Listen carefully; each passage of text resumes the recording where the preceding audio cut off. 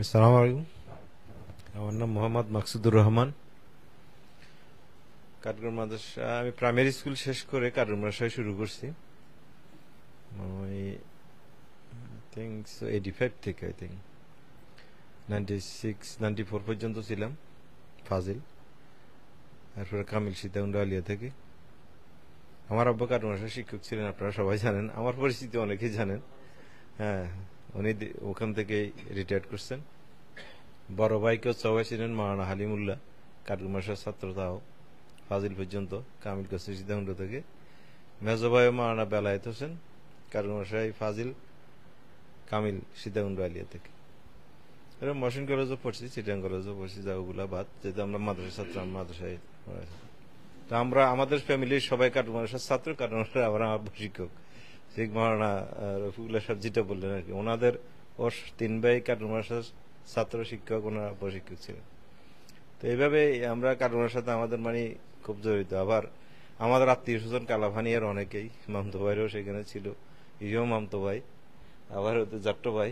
আমাদের ম্যাক্সিমাম লোকেরাই কাঠগড়ার ছাত্র। আমার ফুফাতো ভাই অনেকেই কাঠগড়ার ছাত্র।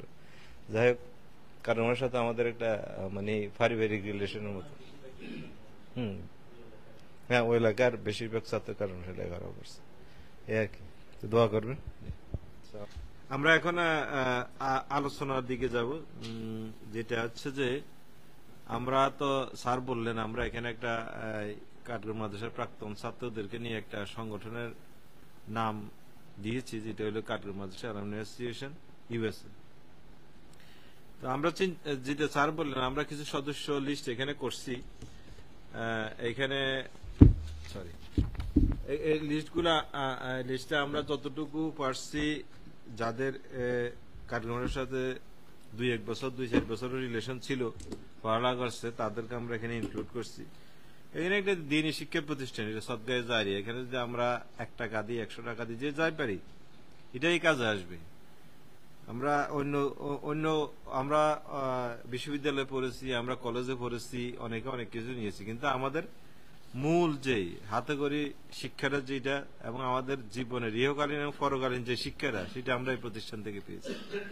হ্যাঁ, এটা ইহকালীন এবং পরকালীন দুইটাই, সেটা হচ্ছে মেইন ইম্পর্টেন্ট। যা আমরা এই মাদ্রাসা যদি আমরা কিছু সহযোগিতা করতে পারি, এই আমাদের দ্বারা যদি মাদ্রাসার কিছু একটা উপকার আসে, মাদ্রাসার যদি লেখাপড়া একাডেমিক দিক থেকে, ভবনগত দিক থেকে, বা যে কোনো বিষয়ে আমরা যদি এখানে একটু চেষ্টা করি এই উন্নয়ন করার জন্য, মাদ্রাসার ডেভেলপ করার জন্য, আসলে মাদ্রাসার বিষয়ে আরো অনেকে বলবেন।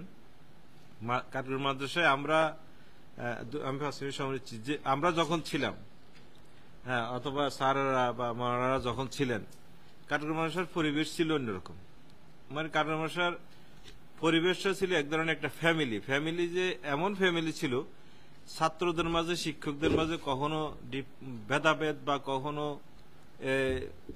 দূরত্বর কিছু আমি কখনো দেখিনি। শিক্ষকরা যেমন আন্তরিক ছিলেন আমাদের প্রতি, ছাত্ররাও শিক্ষকদের প্রতি সেই ধরনের আনুগত্য, সেই ধরনের রেসপেক্ট, সম্মান যেটা দেখানোর জন্য এটা করতেন।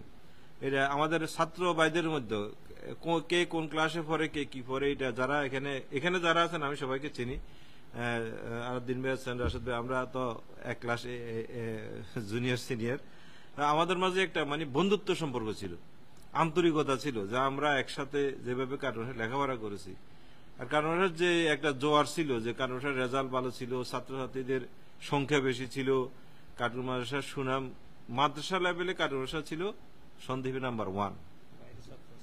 বাইরের ছাত্ররা সেখানে লেখাপড়া করতেন, যে দিলদার আলম ফিরোজী থেকে শুরু করে মাওলানা বেলায়েত বা পর্যন্ত আমরা দেখছি কাঠগড় মাদ্রাসার মানে সুনাম সুখ্যাতি ছিল। বর্তমান পরিস্থিতি আমি যতটুকু শুনছি এটা খুবই নাজুক। একাডেমিক লেভেল একেবারেই সন্দ্বীপে যত প্রতিষ্ঠান আছে সবার নিচে। পড়ালেখা তো নাই, ডিভিশন তো নাই, জিপিএ নাই, বলার মতো কিছু নাই, সুনাম করার মতো। বরং ফাঁসের সংখ্যা যা, ফেলের সংখ্যা তা। এটা সবচাইতে মানে আমাদের জন্য হতাশাজনক। একাডেমিক একেবারেই খুবই নাজুক অবস্থা। ভবনের অবস্থা খারাপ, অনেকগুলো ভবন নষ্ট হয়ে গেছে। যার কারণে পাঠদানেরও ব্যাঘাত করতেছে।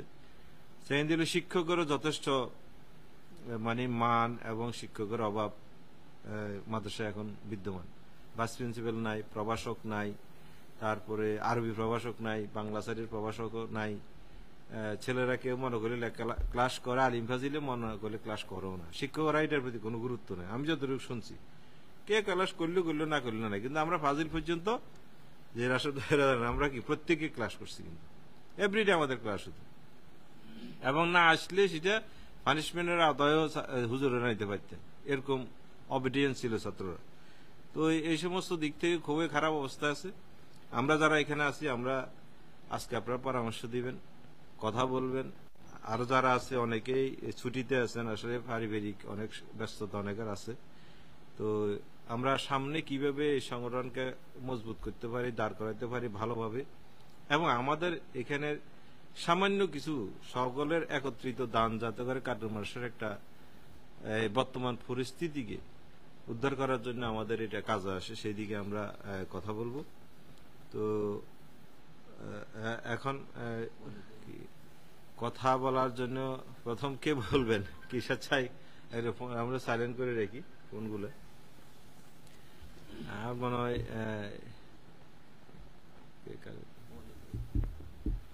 আচ্ছা, ও স্যার তো ওই দিন একটা আমাদের ওই দিন একটা প্রথম সভায় আমাদের একটা আহ্বায়ক কমিটি গঠন করা হয়েছিল। কারণ এই জিনিসটা অর্গানাইজ করবে কি, তখন সবাই পরামর্শ দিল যে না, এখানে একটা আহ্বায়ক কমিটি থাকবে আপাতত, পূর্ণাঙ্গ কমিটি হওয়ার আগ পর্যন্ত।